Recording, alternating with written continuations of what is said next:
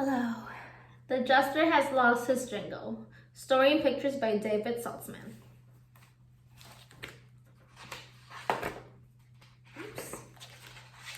Our story begins quite removed in a castle far away. Our story unfolds, unfortunately, on a very unfortunate day.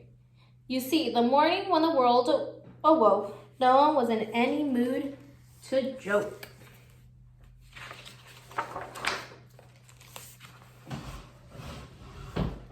But one was still happy and bubbled with joy, for he played with life as he played with a toy.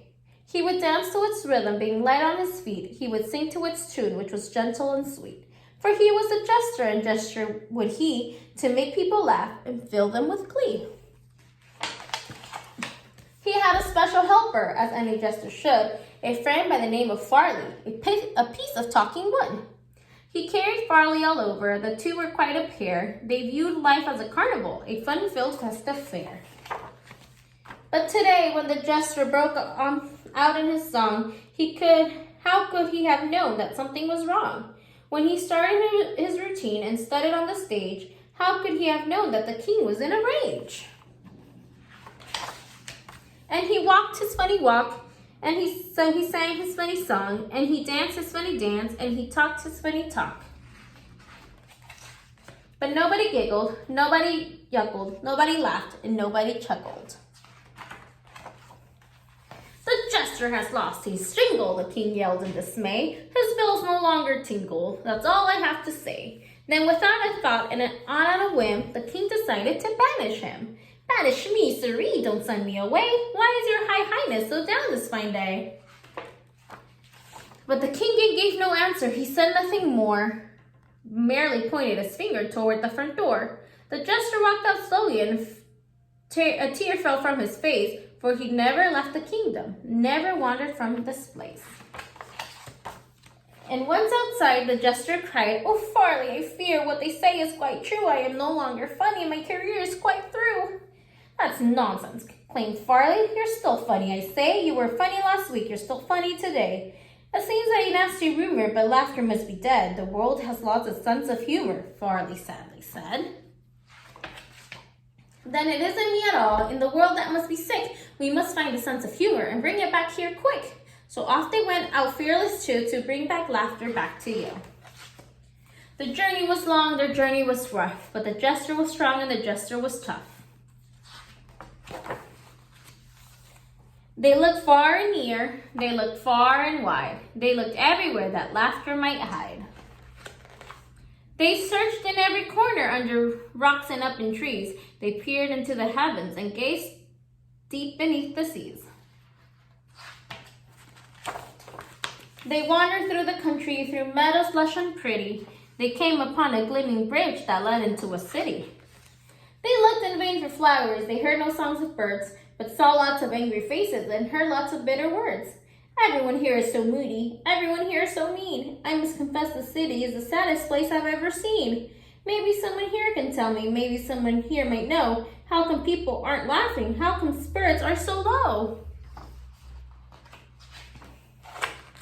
"Ask that man," Farley motioned. "That man over there, the thin one in the alley with the tangles in his hair." "Okay," said the jester, "I'll give it a go. Why are you not laughing, sir? I'd really like to know." "It's kind of hard to laugh or joke when you're unemployed and completely broke. I have no job, I have no money, so tell me, jester, what's so funny?" "Oh, Farley, I fear it's much more than I thought. Is laughter something these people forgot?" "Impossible," cried Farley. "Why, that's news I couldn't bear, as that man with the briefcase blowing smoke into the air." "Okay," said the jester, "I'll try another try. Since you don't believe in laughing, sir, can you please tell me why?" "Laugh, ha! That's a laugh. The best I've had in years. The world is not a funny place. It's filled with pain and tears. Don't you read the papers? It's all there in black and white. Everything is going wrong and jokes will make it right. I have no time for laughter. I have no time for you. I'm sorry, that's the way things are. There's nothing you can do." "Don't believe him," Farley said. "We know he must be wrong. Our search for laughter must continue. Time to move along." The jester looked at the sky as he let out a woeful sigh. He fought back tears and shook his head, then with determination said, "There must be someone somewhere with a simple smile upon their face There must be someone cheerful in this clouded and lonely place. Say, look at that tall building. Perhaps we'll find the answer there. It's up to us to make it different. It's up to us to care. What of her? Asked Friday, that little girl in bed, the one who looked so fragile with the bandage on her head. Hello, little girl, the jester said. My, how do you do? I wonder if you can tell me how come laughter's not with you. The little girl looked up and her eyes were wide open. She turned slowly to the jester and she quietly replied, Here I lie. I have a tumor. And you ask me where's my sense of humor? I've been very sick. I'm so tired of trying. I don't feel like laughing. I just feel like crying. Sometimes I feel like crying too, the jester whispered in her ear. But instead of letting teardrops fall, I make them disappear. Whenever I feel like crying, I smile hard instead. I turn my sadness upside down and stand it on its head. When I get sad or lonesome, or when I get depressed, that's when I sing my loudest and dance my very best. So won't you try it, little girl? Won't you laugh with me? We'll start off very slowly with a tiny hee-hee-hee. So he sang his funny song, and he walked his funny walk, and he danced his funny dance, and he talked his funny talk. And from the room there came a giggle with echo down the halls, and soon there came another which bounced up and down the walls.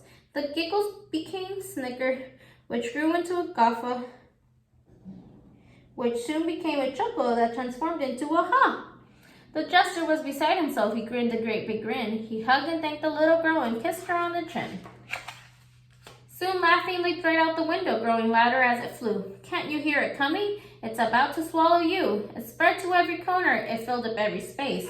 Smiles popped up everywhere. Can't you feel one on your face?